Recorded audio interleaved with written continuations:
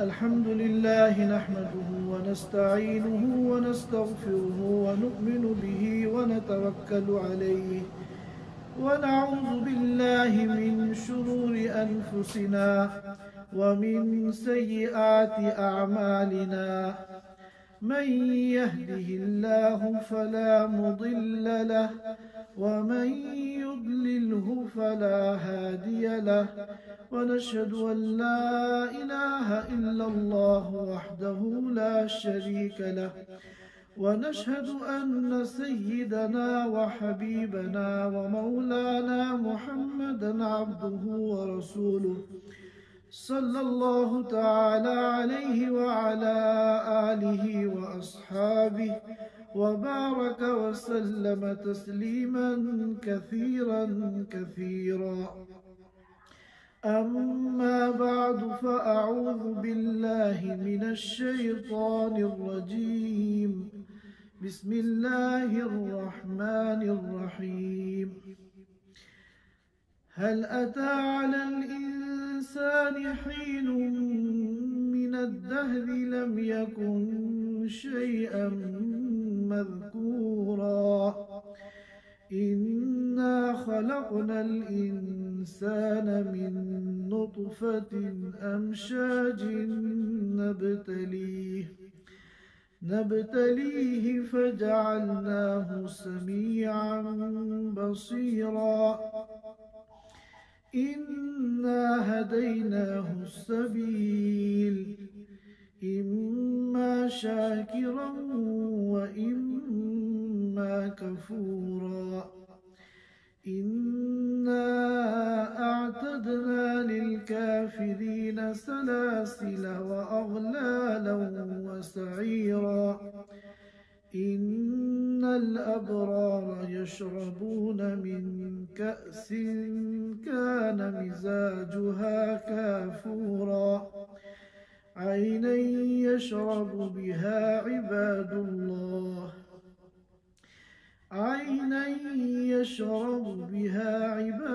الله يفجرونها تفجيرا. صدق اللہ العظیم. حضرات سامعین کرام، آج ہماری گفتگو کا موضوع سورۃ الانسان کی تفسیر ہے. اس سورۃ مبارکہ کے دو نام تو مشہور ہیں. سورۃ الدہر بھی اسے کہتے ہیں اور سورۃ الانسان بھی اسے کہتے ہیں، اور یہ دونوں نام اس سورۃ مبارکہ کی پہلی آیت سے ماخوذ ہیں. چنانچہ اللہ تعالیٰ فرماتے ہیں هل أتى على الإنسان حين من الدهر. انسان اور دہر یہ دونوں لفظ پہلی آیت کے اندر موجود ہیں. اور بعض لوگوں نے ایک تیسرے نام کا تذکرہ کیا ہے سورۃ الابرار.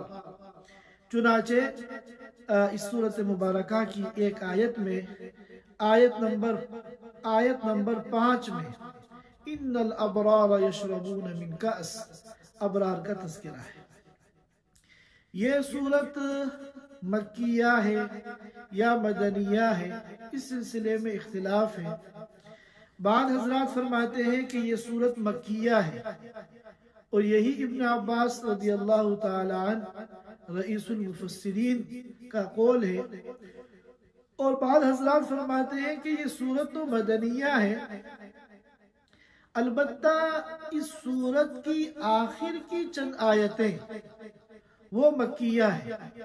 خاص طور پر آیت مبارکہ فَاصْبِرْ لِحُكْمِ رَبِّكَ وَلَا تُطِعْ مِنْهُمْ آثِمًا أَوْ كَفُورًا، اس آیت کے بارے میں کہا گیا ہے کہ یہ مکیہ ہے.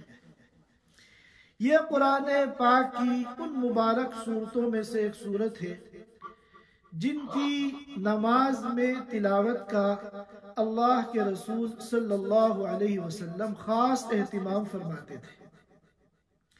چنانچہ روایتوں میں آتا ہے کہ آپ صلی اللہ علیہ وسلم کا معمول تھا کہ جمعے کے دن فجر کی نماز میں پہلی رکعت میں سورہ الف لام میم السجدہ اور دوسری رکعت میں سورۃ الانسان، یعنی یہ سورت آپ تلاوت فرماتے تھے۔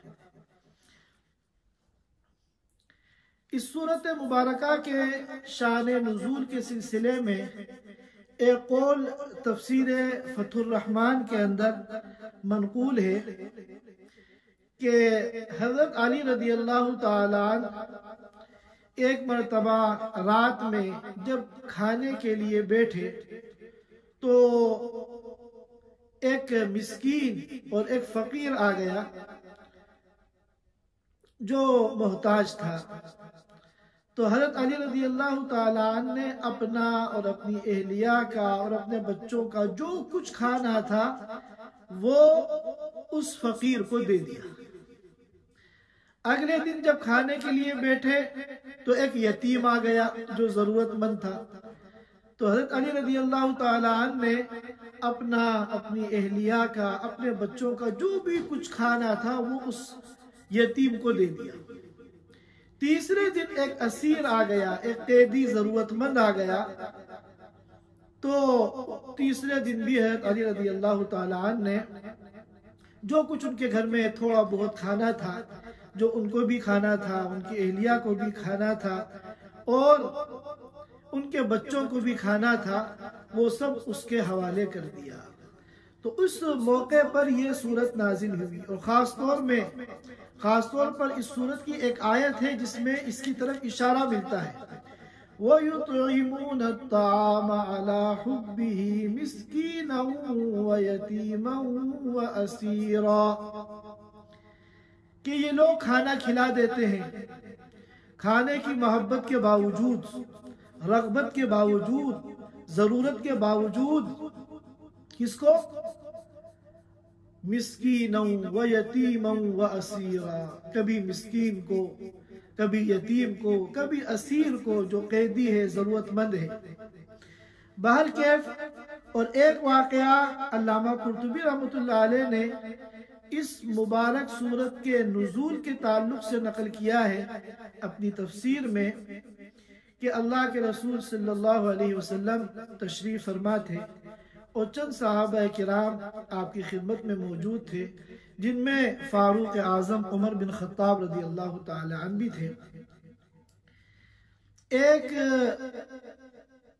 سیاہ فام شخص، حبشہ وغیرہ کا رہنے والا ہوگا، حبشی ہوگا، سیاہ فام، وہ اللہ کے رسول صلی اللہ علیہ وسلم سے سوالات کر رہا تھا۔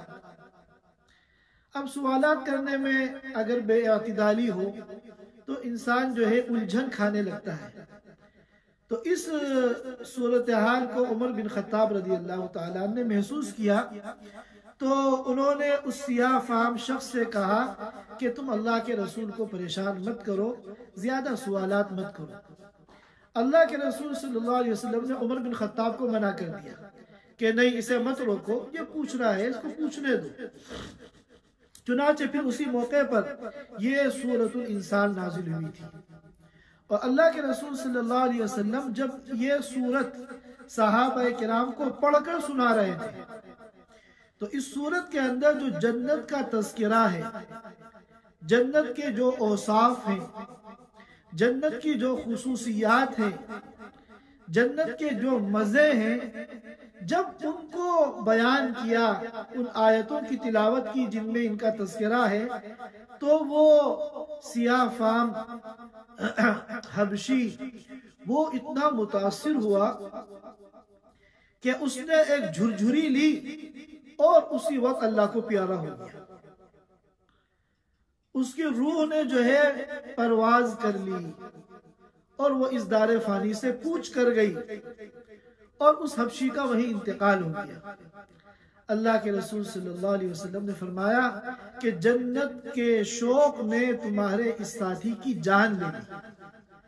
آج ہمارے سامنے جنت کا تذکرہ ہوتا ہے، ہماری صحت پہ کوئی فرق ہی نہیں پڑتا۔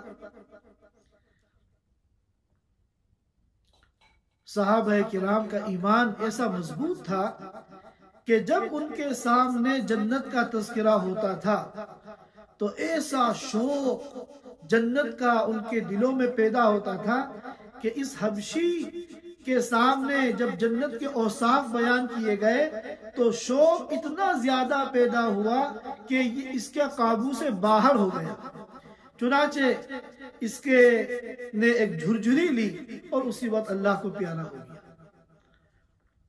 اسی طرح صحابہ کرام کے سامنے جب جہنم کا تذکرہ ہوتا تھا تو ان کے رونگٹے کھڑے ہو جاتے تھے، اور ان کا جو غم تھا اور ان کی جو فکر تھی جہنم سے بچنے کی اور ان کا جو ڈر تھا وہ ان کے قابو سے باہر ہو جاتا تھا۔ بہرکیف یہ چند باتیں ہیں اس صورت مبارکہ سے متعلق۔ اب ہم ان کا ترجمہ سن لیتے ہیں، اس کے بعد انشاءاللہ تفسیر کو سمجھیں گے۔ اللہ تعالیٰ فرماتے ہیں هل أتى على الإنسان حين من الدهر لم يكن شيئا مذكورا۔ عربی زبان میں حل استفہام کے لیے آتا ہے، یعنی سوال کرنے کے لیے۔ حل عندك شيء، کیا تمہارے پاس فلاں چیز ہے؟ اور پھر یہ استفہام کبھی آتا ہے تقریر کے لیے، یعنی کسی چیز کو ثابت کرنے کے لیے۔ چنانچہ اردو میں بھی ہم کبھی کبھی کہتے ہیں کیا میں نے تم سے یہ بات نہیں کہی تھی؟ تو مقصد سوال نہیں ہے، مقصد اس بات کو ثابت کرنا ہے کہ میں نے تم سے یہ کہا تھا۔ تو اسی طرح یہاں پر حل جو ہے استفہام کے لیے ہے، اور یہ استفہام برائے تقریر ہے، یعنی آگے جو مضمون اس آیت مبارکہ میں آ رہا ہے اس کو ثابت کرنے کے لیے۔ اور ایک قول یہ ہے کہ حل قد کے معنی میں ہے، حل اتا علی الانسان یعنی قد اتا علی الانسان، اور قد جو ہے وہ تحقیق کے لیے آتا ہے، گویا کہ دونوں کا مفہوم اور دونوں کا حاصل ایک ہے۔ تو اگر ہم حل کو قد کے معنی میں لیتے ہیں تو ترجمہ ہوگا یقیناً انسان پر زمانے میں سے ایسا وقت آیا ہے لم یکن شیئا مذکورا، کہ وہ کوئی قابل ذکر چیز نہیں تھا۔ انسان پر ایک وقت ایسا گزرا ہے، ایک زمانہ ایسا گزرا ہے کہ وہ کوئی قابل ذکر چیز نہیں تھا۔ حل اتا علی الانسان، اگر حل کو قد کے معنی میں لیتے ہیں تو ترجمہ ہوگا یقیناً آیا ہے انسان پر، حین من الدہر، حین کے معنی وقت اور الدہر کے معنی زمانہ، زمانے کا ایک ایسا وقت، لم یکن شیئا مذکورا، کہ جس میں وہ کوئی قابل ذکر چیز نہیں تھا۔ اب انسان سے کیا مراد ہے؟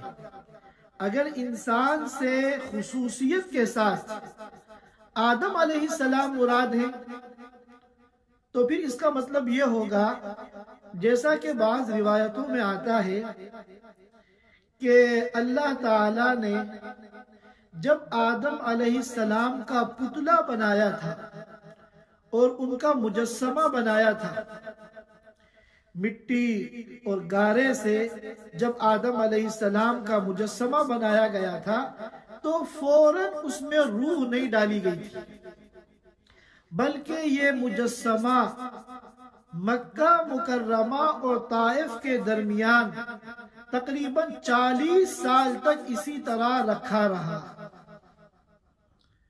40 سال کے بعد پھر اس میں روح ڈالی گئی اور آدم علیہ السلام ایک انسان بن کر وجود میں آئے۔ تو یہ جو 40 سال کا عرصہ ہے، اس میں آدم علیہ السلام کو کوئی نہیں جانتا تھا۔ جب ان کو کوئی جانتا نہیں تھا تو ان کا ذکر بھی نہیں ہوتا تھا، ان کے بارے میں کوئی ڈسکس بھی نہیں ہوتی تھی، لہذا لم یکن شیئا مذکورا، کہ وہ کوئی قابل ذکر چیز نہیں تھے۔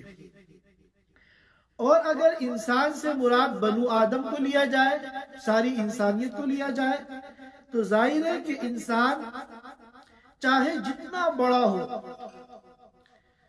ایسا قابل ذکر ہو کہ پوری دنیا اس کا تذکرہ کرتی ہو، اور آج کل تو سوشل میڈیا کا زمانہ ہے، جو بھی کوئی بڑا کارنامہ انجام دیتا ہے، چند گھنٹوں میں پوری دنیا میں اس کی تصویر وائرل ہو جاتی ہے، اس کے کارنامے کے تذکرے ہونے لگتے ہیں، چرچے ہونے لگتے ہیں، اور پھر دیکھتے ہی دیکھتے کروڑوں اس کے فیض بن جاتے ہیں، اس کے چاہنے والے دنیا میں تیار ہو جاتے ہیں۔ لیکن چاہے کتنا مشہور ہو جائے، چاہے دنیا کا بچہ اس سے واقف ہو جائے، لیکن ایک زمانہ ایسا آتا، ایک زمانہ ایسا ماضی میں یقیناً گزرا ہے جس میں کوئی اس کو نہیں جانتا تھا، کوئی اس کا تذکرہ نہیں کرتا تھا۔ چنانچہ انسان کا تذکرہ ہوتا ہے جب وہ پیدا ہو جاتا ہے، دنیا میں آ جاتا ہے، اور دنیا میں آنے کے بعد بھی اس کا تذکرہ عام طور پر اس وقت ہوتا ہے جب وہ کچھ بڑا ہو جائے، کوئی کارنامہ انجام دے دے، تب لوگ اس کا تذکرہ کرتے ہیں۔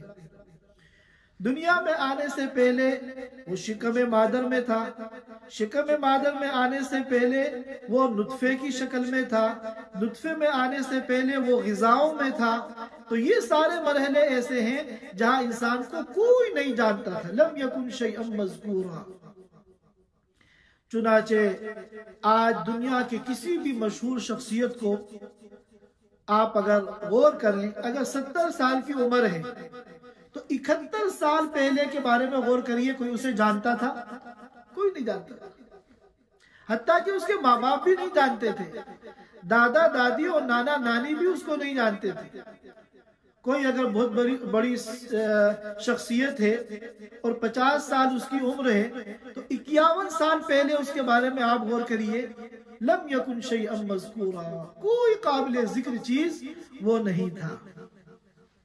اللہ تعالیٰ اس مضمون کے ذریعے عقیدہ آخرت کو بیان کر رہے ہیں، کیونکہ عقیدہ آخرت کے ماننے میں جو سب سے بڑی رکاوٹ تھی وہ یہ تھی کہ جب ہم مر جائیں گے، اِذَا مِتْنَا وَكُنَّا عِظَامًا، جب اور ہم جو ہے مٹی ہو جائیں گے، ہماری ہڈیاں بوسیدہ ہو جائیں گی، اِذَا مِتْنَا وَكُنَّا تُرَابًا، تو پھر ہم کو دوبارہ کیسے زندہ کیا جائے گا؟ تو جواب یہ، جس طرح پہلے زندہ کیا گیا، اس سے پہلے بھی تو تم ایسی چیز تھے غذاؤں کے اندر، مٹی کے اندر، کہ لم یکن شیئا مذکورا، کہ تم کوئی قابل ذکر چیز نہیں تھے۔ تو جس طرح پہلی مرتبہ اللہ نے تمہیں پیدا کیا اور اس دنیا کو اللہ نے آباد کیا، اسی طرح قیامت کے دن اللہ تعالیٰ دوبارہ بھی زندہ کر سکتے ہیں اور آخرت کو برپا کر سکتے ہیں۔ اس کے بعد فرمایا اِنَّا خَلَقْنَا الْإِنسَانَ مِن نُطْفَةٍ أَمْشَاجٍ نَبْتَلِيهِ، کہ بے شک ہم نے انسان کو پیدا کیا ملے جلے نطفے سے۔ نبتلیہ، کیوں پیدا کیا؟ تاکہ ہم انسان کو آزمائیں، تاکہ ہم انسان کا امتحان لیں۔ جیسا کہ سورۃ الملک میں فرمایا تھا کہ اللہ نے یہ جو موت و حیات کا نظام قائم کیا ہے کہ اللہ پہلے زندگی دیتے ہیں، پھر موت دیتے ہیں، پھر زندگی دیں گے، آخر مقصد کیا ہے؟ الذی خلق الموت والحیات لیبلوکم ایکم احسن عملا، وہاں فرمایا تھا تاکہ امتحان لے کہ تم میں اچھے اعمال والے کون ہیں اور برے عمل والے کون ہیں۔ فَجَعَلْنَاهُ سَمِيعًا بَصِيرًا، اب چونکہ اللہ تعالیٰ کو امتحان لینا ہے تو اب امتحان کی تیاری کے لیے اللہ نے انسان کو سمیع بنایا، سننے والا، اور بصیر بنایا، دیکھنے والا، یعنی تاکہ انسان اپنی عقل و سمجھ کو استعمال کر کے کامیابی کا راستہ یا ناکامی کا راستہ منتخب کرے۔ اللہ تعالیٰ نے خیر کا راستہ بھی انسان کو دکھا دیا اور شر کا راستہ بھی دکھا دیا۔ چنانچہ فرمایا تھا وَهَدَيْنَاهُ النَّجْدَيْنِ، دونوں راستے ہم نے انسان کو دکھا دیے۔ دونوں راستے انسان کو دکھانے کے بعد اب اللہ نے انسان کو اختیار دے دیا کہ اب تمہیں اختیار ہے، اپنی چوائس سے تمہیں اپنا راستہ منتخب کرنا ہے۔ خیر کا راستہ اگر منتخب کرو گے تو امتحان میں کامیاب ہو جاؤ گے، اور شر کا راستہ منتخب کرو گے، شر والی زندگی اختیار کرو گے تو پھر امتحان میں ناکام ہو جاؤ گے، فیل ہو جاؤ گے۔ چنانچہ فرمایا اس کے بعد اِنَّا هَدَيْنَاهُ السَّبِيلَ، کہ ہم نے انسان کو راستہ دکھا دیا، ہم نے انسان کو راستہ دکھا دیا۔ چنانچہ ایک حدیث میں آتا ہے کہ اللہ کے رسول صلی اللہ علیہ وسلم نے ایک موقع پر ایک لمبی لائن کھینچی اور پھر اس لائن کے دونوں طرف دائیں بائیں بہت ساری چھوٹی چھوٹی لائنیں کھینچی، اور پھر آپ نے فرمایا کہ یہ جو سیدھی ایک لائن ہے یہ تو صراط مستقیم ہے، یہ تو سیدھا راستہ ہے، ہدایت کا راستہ ہے، اور یہ جو دائیں بائیں چھوٹی چھوٹی لائنیں ہیں یہ سب گمراہی کے راستے ہیں۔ ظاہر ہے کہ گمراہی کے راستے تو بہت سارے ہیں لیکن ہدایت کا راستہ ایک ہے۔ ان الدین عند اللہ الاسلام، کہ دین حق اللہ کے نزدیک صرف ایک ہے اور وہ اسلام ہے، لیکن باطل کے راستے مختلف ہیں۔ اسی وجہ سے اللہ کے رسول نے جو لائن کھینچی تو چھوٹی چھوٹی دائیں بائیں بہت ساری لائنیں کھینچی جو باطل کے راستے ہیں، کوئی یہودیت کی شکل میں ہے، کوئی عیسائیت کی شکل میں ہے، کوئی قادیانیت کی شکل میں ہے، کوئی مجوسیت کی شکل میں ہے، کوئی بہائیت کی شکل میں ہے، کوئی شیعیت کی شکل میں ہے۔ تو باطل تو متعدد ہے لیکن حق وہ صرف ایک ہے، ان الدین عند اللہ الاسلام۔ اما شاکرا و اما کفورا، اللہ تعالیٰ نے سیدھا راستہ دکھا دیا انبیاء کو بھیج کر، آسمانی کتابوں کو بھیج کر، اور ہر دور میں علماء اور صلحاء اور مبلغین کو بھیج کر، اور بالکل دودھ کا دودھ اور پانی کا پانی کر دیا۔ اب اللہ تعالیٰ یہ دیکھنا چاہتے ہیں کہ میرا بندہ کس راستے کو اختیار کرتا ہے، اما شاکرا و اما کفورا۔ اب یا تو وہ اللہ کا شکر گزار بندہ بنے گا، یعنی اللہ کی مرضی کے مطابق زندگی گزارے گا، یا وہ اللہ کا ناشکرہ بندہ بنے گا، یعنی اللہ کی مرضی کے خلاف زندگی گزارے گا۔ اسی لیے بعض روایتوں میں آتا ہے کہ جب ایک بندہ صبح کرتا ہے تو اس کے دروازے پر 2 جھنڈے گاڑ دیے جاتے ہیں، ایک جھنڈا فرشتہ اٹھا لیتا ہے اور دوسرا جھنڈا شیطان اٹھا لیتا ہے۔ اب صبح اٹھنے کے بعد جب یہ نکلتا ہے تو اگر یہ خیر کے ارادے سے نکل رہا ہے، اللہ کو راضی کرنے والے کاموں کے لیے نکل رہا ہے، تو پھر فرشتہ جو ہے وہ جھنڈا لے کر چلتا ہے اور یہ اس جھنڈے کے سائے میں رہتا ہے یہاں تک کہ یہ واپس آ جائے۔ اور اگر یہ کسی غلط کام کے لیے نکل رہا ہے، کسی گناہ کے کام کے لیے نکل رہا ہے، تو پھر شیطان جھنڈا اس کے ساتھ لے کے چلتا ہے، اور جب تک یہ واپس نہیں آ جاتا یہ اس شیطان کے جھنڈے کے نیچے رہتا ہے۔ اسی لیے اس موقع پر جیسا کہ ام سلمہ رضی اللہ تعالی عنہ کی روایت ابن ماجہ میں ہے کہ اللہ کے رسول صلی اللہ علیہ وسلم نے ان کو دعا سکھائی تھی، اللہم انی اسألک رزقا طیبا، کہ صبح کے وقت یہ دعا کرو، کیونکہ صبح کا جو وقت ہے یہ پورے دن کا جو ہمارا گزر ہوگا اس کو متعین کرتا ہے، تو اس وقت اللہ سے ہدایت مانگنے کی ضرورت ہے۔ تو یہ دعا سکھائی تھی کہ صبح کے وقت یہ دعا کیا کرو، اللہم انی اسألک رزقا طیبا وعلما نافعا وعملا متقبلا، تاکہ ہمارا پورا دن فرشتے کے جھنڈے کے سائے میں گزرے۔ اور ابو بکر صدیق رضی اللہ تعالیٰ عنہ کو یہ دعا سکھائی تھی، اللہم فاطر السماوات والارض عالم الغیب والشہادہ رب کل شیء وملیکہ اشہد ان لا الہ الا انت اعوذ بک من شر نفسی وشر الشیطان وشرکی۔ اس دعا کا بھی یہی مقصد ہے کہ پورا دن ہمارا اس جھنڈے کے سائے میں گزرے جو فرشتے کے ہاتھ میں ہے، جو خیر کا جھنڈا ہے، اس جھنڈے کے سائے میں نہ گزرے جو شیطان کے ہاتھ میں ہے۔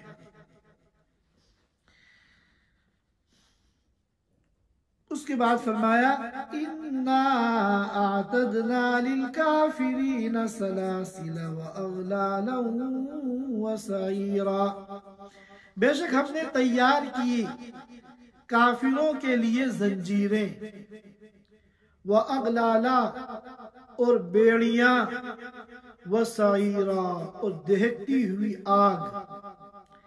سلاسل کہتے ہیں زنجیروں کو، زنجیروں تو پیروں میں ڈالی جاتی ہیں۔ جو مجرم ہوتا ہے اور بہت بڑا مجرم ہوتا ہے اس کے پیر میں زنجیریں ڈالی جاتی ہیں۔ اور اغلال کہتے ہیں بیڑی، بیڑی ہاتھ میں باندھی جاتی ہے، جس کو ہم آج کی زبان میں ہتکڑی کہتے ہیں۔ ہتکڑیاں جو ہے وہ ہاتھ میں لگائی جاتی ہیں۔ وَسَعِيرًا اور جہنم کی دہکتی ہوئی آگ، یہ اللہ نے کس کے لیے تیار کی ہے؟ کافروں کے لیے۔ اور ایمان والوں کے لیے کیا ہے؟ إِنَّ الْأَبْرَارَ يَشْرَبُونَ مِنْ كَأْسٍ كَانَ مِزَاجُهَا كَافُورًا، بے شک ابرار نیک لوگ، برن کے معنی نیک، اور برن کی جمع آتی ہے ابرار، اور بارن کے معنی بھی نیک، مگر بارن کی جمع آتی ہے بارارہ، جیسا کہ سورہ عبس میں آیت آئی ہے۔ بے شک نیک لوگ یشربون پیئیں گے، من کاس ایسے جام سے، ایسے پیالے سے۔ کاس کہتے ہیں جام کو، اور جام کہتے ہیں وہ پیالہ جو شراب سے بھرا ہوا ہے۔ جو خالی پیالہ ہوتا ہے اس کو کاس نہیں کہتے۔ ایسے پیالے سے کان مزاجھا کافورا، کہ جس میں آمیزش اور ملاوٹ کافور کی ہے،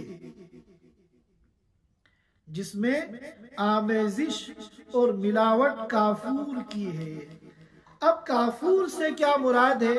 ایک قول تو یہ ہے کہ کافور سے کافور مراد ہے، لیکن جنت کے کافور میں اور دنیا کے کافور میں بہت فرق ہے۔ اور یہ کافور جب اس شراب میں ملایا جاتا ہے تو اس شراب کا جو مزہ ہے وہ کئی گنا زیادہ ہو جاتا ہے۔ اور جہنمیوں کے لیے تو سعیر تیار کیا گیا ہے، وہ آگ ہے، آگ میں گرمی ہوتی ہے۔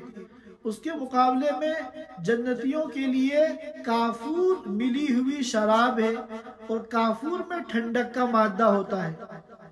اور بعض حضرات نے فرمایا کہ نہیں، کافور جو ہے یہ جنت کا ایک چشمہ ہے، اور اس چشمے کا جو پانی ہے اس پانی کو شراب میں مکس کیا جاتا ہے، جس سے شراب کا مزہ جو ہے دو بالا ہو جاتا ہے۔ چنانچہ آگے فرمایا عَيْنًا يَشْرَبُ بِهَا عِبَادُ اللَّهِ، یعنی ایسا پانی کا چشمہ کہ جس میں سے اللہ کے بندے پیئیں گے۔ اللہ کے جو نیک بندے ہیں ایمان والے، وہ اس چشمے سے پانی پیتے ہیں۔ يُفَجِّرُونَهَا تَفْجِيرًا، اور وہ اس کو بہا لیتے ہیں جس طرح چاہتے ہیں۔ جنت میں جو یہ نہریں ہیں ان کے متعلق ایک بات تو روایتوں میں یہ آئی ہے کہ یہ نہریں جو ہیں گہرائی میں نہیں ہیں۔ دنیا میں تو کوئی بھی نہر ہوتی ہے، دریا، تالاب، سمندر، تو زمین کے اندر گڈھا ہوتا ہے، اس کے اندر وہ نہریں ہوتی ہیں تاکہ ان کو سپورٹ ملے۔ وہ ان نہروں کا پانی ادھر ادھر بہہ کر نہ چلا جائے. لیکن جنت میں جو نہریں ہوں گی وہ اندر نہیں ہوں گی بلکہ وہ اوپر ہوں گی، اور بغیر سپورٹ کے، بغیر دیوار کے وہ پانی اپنی جگہ رکا رہے گا، دائیں اور بائیں بہے گا نہیں. اور ان نہروں سے اگر کوئی مشروب کسی جنتی کو پینا ہے تو اس کے لیے ایسا نہیں ہے کہ وہ غلام کو آواز دے اور پھر وہ وہاں سے جا کر لے کر آئے، بلکہ روایتوں میں آتا ہے کہ وہ ہاتھ کا اشارہ کریں گے اور وہ نہر بہتی ہوئی انہی کے پاس پہنچ جائے گی. اگر وہ صوفے پہ بیٹھے ہوئے ہیں تو وہ نہر بہتی ہوئی صوفے کے پاس آ جائے گی، اسی میں سے وہ جو پینا چاہیں گے پی لیں گے.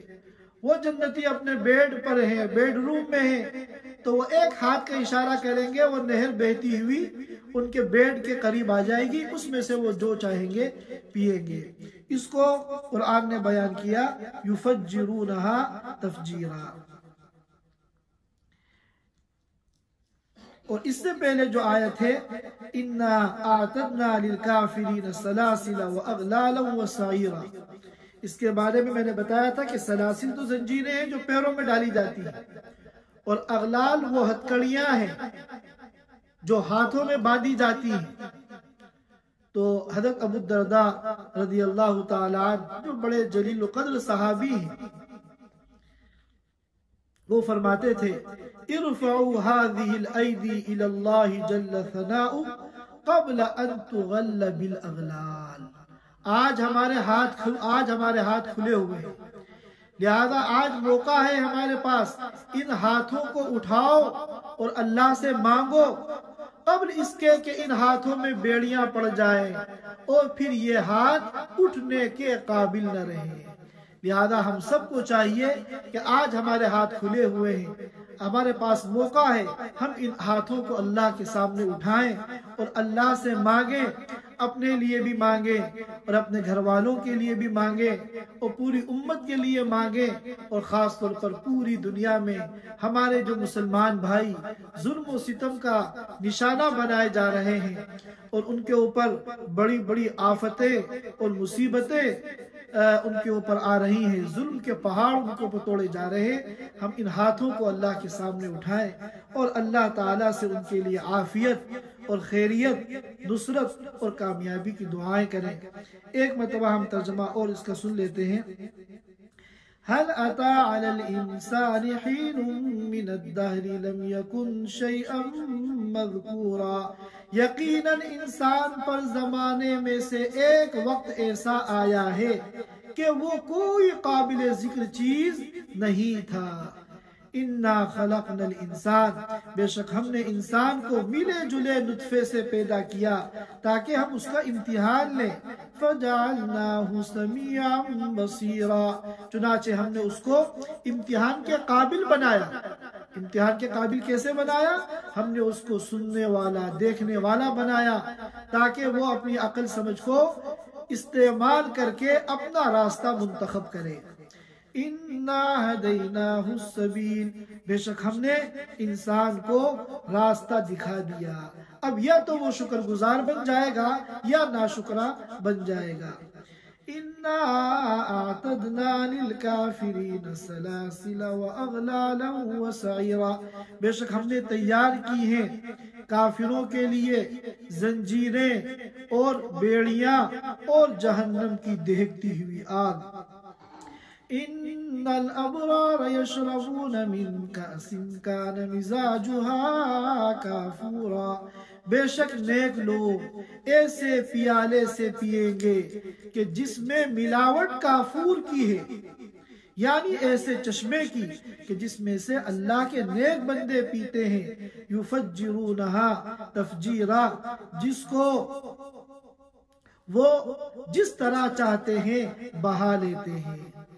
یہ 6 آیتیں اس صورت مبارکہ کی آج میں نے آپ حضرات کے سامنے تلاوت کی ہیں اور ان کا ترجمہ اور مفہوم پیش کیا ہے.